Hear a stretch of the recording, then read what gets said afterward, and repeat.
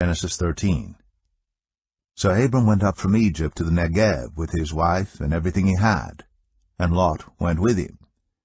Abram had become very wealthy in livestock and in silver and gold. From the Negev he went from place to place until he came to Bethel, to the place between Bethel and Ai, where his tent had been earlier, and where he had first built an altar. There Abram called on the name of the Lord. Now Lot, who was moving about with Abram, also had flocks and herds and tents. But the land could not support them while they stayed together, for their possessions were so great that they were not able to stay together. And quarreling arose between Abram's herders and Lot's. The Canaanites and the Perizzites were also living in the land at that time. So Abram said to Lot, "Let's not have any quarreling between you and me, or between your herders and mine, for we are close relatives. Is not the whole land before you? Let's part company. If you go to the left, I'll go to the right. If you go to the right, I'll go to the left."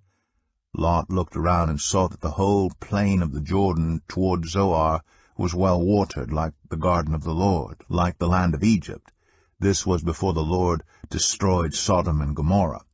So Lot chose for himself the whole plain of the Jordan and set out toward the east. The two men parted company. Abram lived in the land of Canaan, while Lot lived among the cities of the plain, and pitched his tents near Sodom. Now the people of Sodom were wicked, and were sinning greatly against the Lord. The Lord said to Abram after Lot had parted from him, "Look around from where you are, to the north and south, to the east and west. All the land that you see, I will give to you and your offspring forever. I will make your offspring like the dust of the earth, so that if anyone could count the dust, then your offspring could be counted. Go, walk through the length and breadth of the land, for I am giving it to you." So Abram went to live near the great trees of Mamre at Hebron, where he pitched his tents. There he built an altar to the Lord.